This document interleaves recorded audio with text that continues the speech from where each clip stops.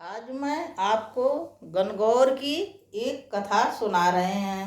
मेरे प्रिय दर्शकों, आप लोगों को पसंद आए तो मेरे सासु बहू चैनल को लाइक कीजिए, सब्सक्राइब कीजिए, लाइक कीजिए। मेरे पूजा व्रत भजन पेज पर आप लोग फॉलो कीजिए। तो आज हम आपको गणगौर महारानी के व्रत के विधि के बारे में बता रहे हैं। चैत के कृष्ण पक्ष की तृतीया को यह व्रत शुरू हो जाता है। माँ गौरी का मूर्ति ले आके घर में स्थापना करके उन्हें हरी हरी दूबा, लाल फूल और गाय के दूध में बोर के उनके ऊपर छिड़क देना चाहिए अच्छे। और अक्षत, रोली, फूल, माला हर चीज़ उन्हें चढ़ाएं। कुछ मिष्ठान का भोग लगाएं। माँ को खीर बहुत पसंद है, खीर का भोग लगाएं। इस तरह से यह पूजा 15 दिन चलती है। जब शुक्ल पक्ष की तृतीया आती है तो उसे गणगौर कहते हैं। वह अखंड सौभाग्य देने वाला है। सौभागिन स्त्रियां, सौभाग्यवती स्त्रियों को वह अखंड सौभाग्य वर प्रदान करता है। उनका सौभाग्य अमर रहता है। जैसे माँ गौरी का सौभाग्य अमर है, वैसे ही अपने भक्तों का सौभाग्य अमर करती हैं। यह व्रत कुमारी कन्या करती हैं तो पति प्राप्ति के लिए करती हैं, और विवाहित महिलाएं करती हैं तो अपना अमर पति को अमर वर प्राप्त करने के लिए करती हैं। अखंड सौभाग्य के लिए करती हैं। उनकी गोद भरी रहे, वो अखंड सौभाग्यवती हों। इस तरह से और शाम को शुक्ल पक्ष की तृतीया को पूजा आदि करके माँ को शाम को सिरवा देते हैं। यह व्रत पूरा हो जाता है। विभिन्न प्रकार के माँ के चुनरी, लहंगा, गजला, माला, फूल, विभिन्न प्रकार की पकवान गणगौर के दिन सब माँ को चढ़ाते हैं। विधि पूर्वक उनकी पूजा करते हैं। कुआं, बौड़ी, तालाब, जलाशय जहाँ आपको सुविधा हो वहाँ शाम को सिरवा के अपना व्रत पूरा करते हैं। यह कोरोना काल में सुविधा नहीं मिल रही, कर्फ्यू लगा है, घर से बाहर नहीं निकल पा रहे हैं, तो मजबूरी में क्या करें, व्रत नहीं छोड़ें, व्रत खंडित नहीं करें। अपने घर में एक टब में पानी भर लें, उसमें माँ को सिरवा दें। माँ सिरवा दी, पानी हो गई, माँ ठंडी हो गई, और पानी अपने तुलसी के गमले में डाल दें और व्रत रखें। तो इसी के साथ मैं आपको एक कहानी सुना रहे हैं जो इस प्रकार है, सुनिए। एक बार माँ पार्वती और भगवान शंकर पृथ्वी पर भ्रमण करने के लिए निकले। तो शंकर जी ने पार्वती से पूछा कि पार्वती 6 महीने के रास्ते चलोगी कि 1 वर्ष की राह से चलोगी? पार्वती ने कहा, मैं तो 1 वर्ष की राह पर चलेंगे, 6 महीने की नहीं चलेंगे। और दोनों जने चल दिए। तो शंकर जी कहे, इतनी लंबा निर्णय ली हो तो कुछ देखकर विचलित नहीं होना, क्योंकि पृथ्वी पर दुख का आसाद है, भर भंडार है, दुखों से भरा भंडार है पृथ्वी पर, और किसी को देख के विचलित नहीं होना, मुझे परेशान नहीं करना, चल रही हो तो चलो। शंकर जी के साथ पार्वती चल दी। थोड़ी दूर जाती हैं तो क्या देखती, एक घोड़ी जमीन पर लेटी, धाई लेट रही, धाई बैठ रही, धाई उठ खड़ी हो जा रही, धाई पैर पटक रही, बहुत फड़फड़ा रही, दर्द से व्याकुल है। उसको बच्चा होने वाला था, उसका पूरा समय चल रहा था। तब पार्वती उसे देख के विचलित हो जाती हैं, उनके मन में दया भाव उठ जाता है, दयाद हो जाती हैं, और भोले शंकर से कहती हैं कि हे शंकर जी, हे भोले बाबा, यह इतनी क्यों तड़प रही है, इसके दुख का कारण मुझे जानना है। तब भोले बाबा कहते हैं, यह गर्भवती है, इसका 9 महीना पूरा हो गया है, 10 महीना, यह अपना बच्चा जनने वाली है, बच्चे का दर्द से यह परेशान है। तब पार्वती घबरा जाती हैं कि बच्चा जनने में इतनी पीड़ा होती है, हे भोले बाबा, आप मेरी गांठ बांध दो ताकि मैं बच्चा न जने। भोले बाबा कहते हैं, एक बार गांठ बंध गई तो गांठ नहीं खुलेगी। पार्वती सोच समझ लो, पार्वती नहीं मानती, जिद करती हैं। भोले बाबा टाल मटोल करके आगे बढ़ जाते हैं। आगे के गांव में जब पहुंचते हैं तो एक राजा के यहाँ मार भीड़ लगी है और रानी के बच्चा होने वाला है। 9 महीना बीत गया, दर्द से व्याकुल वैद्य हकीम सब द्वार पर खड़े हैं। तो पार्वती पूछती हैं कि यहाँ का हो रहा। तो ये हुआ कि रानी बच्चा जन रही हैं और डॉक्टर हकीम आए हैं, वह दर्द से व्याकुल है, उनकी पीड़ा की दवा कोई नहीं बता रहा है। तब पार्वती कहती, अरे बच्चा जनने में इतनी पीड़ा होती, भोले बाबा मेरी गांठ बांध दो। अब भोले बाबा कहते, चलो आगे बढ़ो, धरती में दुख का सागर है। धरती पर यहाँ का दुख कहीं खत्म नहीं होगा, नहीं बच्चा से तो और अनेक प्रकार से दुख है, इसीलिए मना कर रहे, मानी नहीं, चली आई। और आगे बढ़ती हैं तो एक गाय के 9 महीना बीत गया है, वह गाय फड़फड़ा रही है, वह बच्चा जनने वाली है। अब पार्वती उसे देख के एकदम घबरा गई, भोले बाबा के पैर पर गिर गई। हे भोले बाबा, यह गाय कितनी पीड़ा में है। कहते हैं यह बच्चा जन रही है। तो कहती मेरी गांठ बांध दो। अब भोले बाबा खींच जाते हैं और उनकी गांठ बांध देते हैं कि चलो पार्वती के बच्चा नहीं होगा, पीड़ा नहीं सहने पड़ेगी। और आगे बढ़ जाते हैं। आगे बढ़ते हैं, इतने में गणगौर का चैत का तृतीया, शुक्ल पक्ष की तृतीया आ जाती है। पार्वती यह भोले बाबा को बताती नहीं है और गंगा के किनारे जाती हैं, स्नान करती हैं और भोले बाबा की पूजा करती हैं विधिवत और आती हैं। तब भोले बाबा कहते, आप कहाँ गई थी? कहीं हम अपने भाई के घर गए थे, हमारा भाई भाभी मेरा इंतजार कर रहे थे, मैं उनसे मिलने गई थी।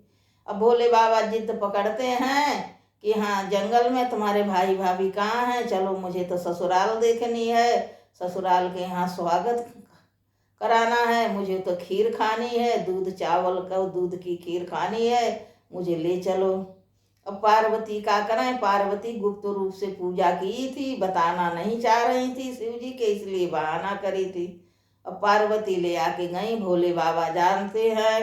अब पार्वती मैया अपने माया से बहुत मिन्नत करती हैं कि हे भगवान, हे ईश्वर, आप मेरी लाज रखो, मुझे मायका दे दो 2 दिन का, अब सब भाई भाभी और खीर हो जाए, नहीं तो मेरी लाज जा रही है, अब मेरा वचन जा रहा है।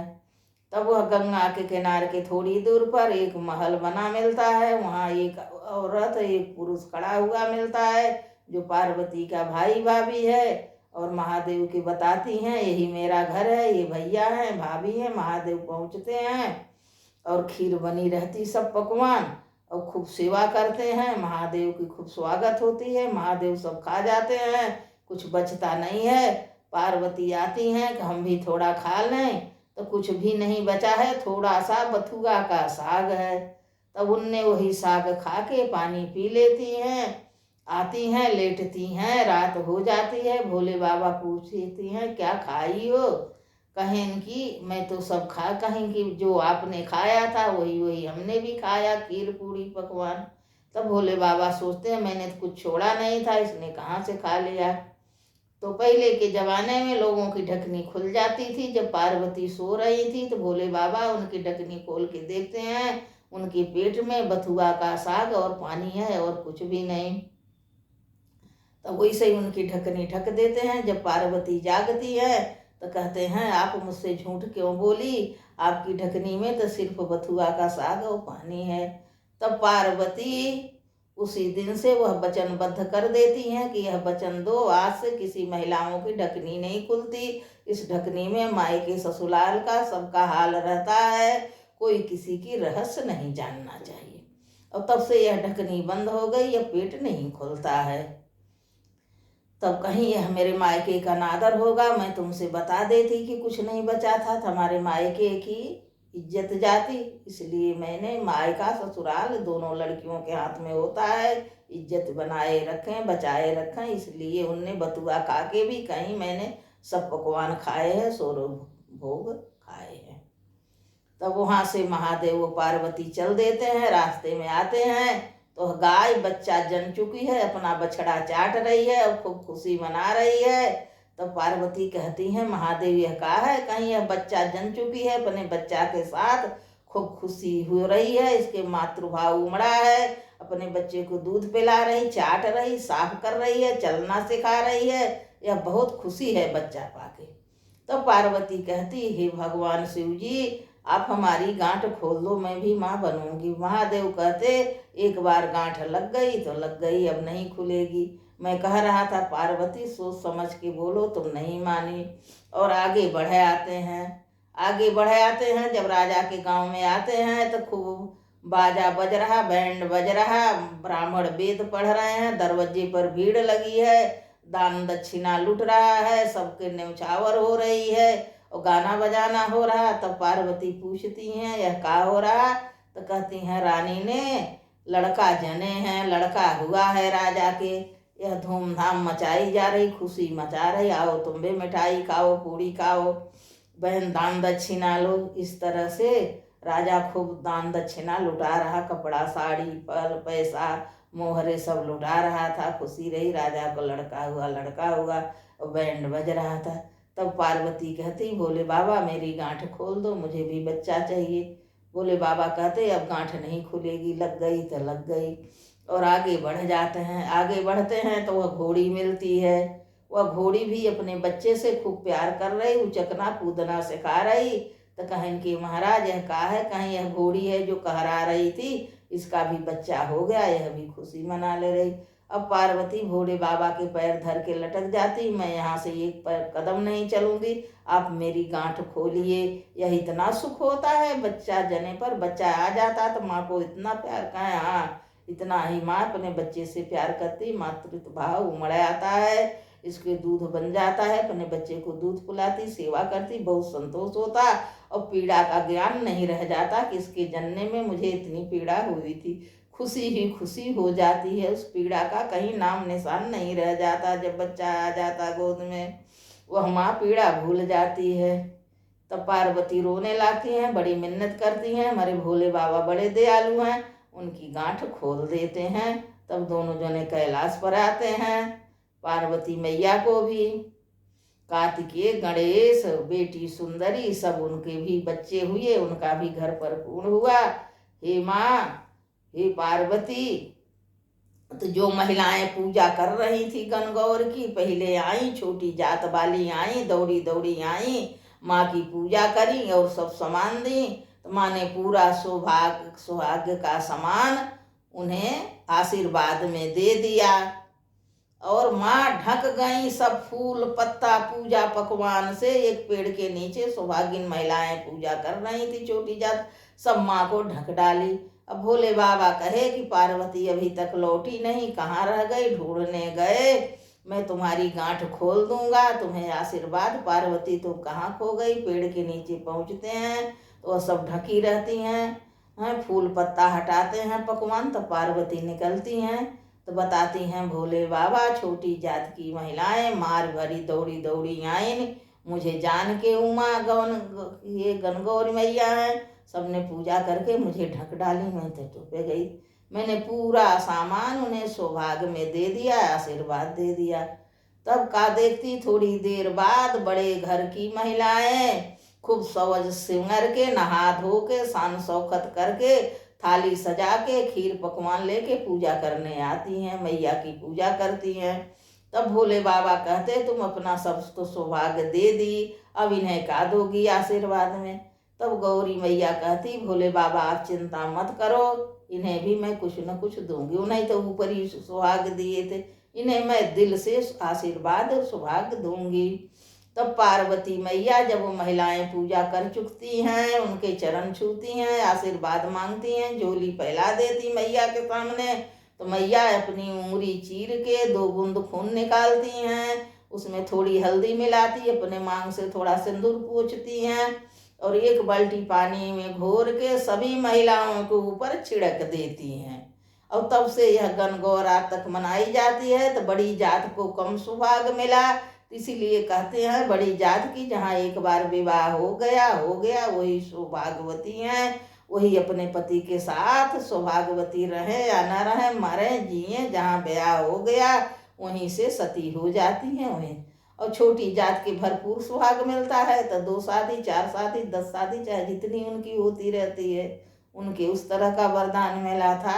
और तब से आज तक यह गणगौर का व्रत मनाया जाता है। इसी के साथ बोलो पार्वती मैया की जय, बोलो भोले बाबा देवाधिदेव महादेव की जय, गणगौर मैया की जय।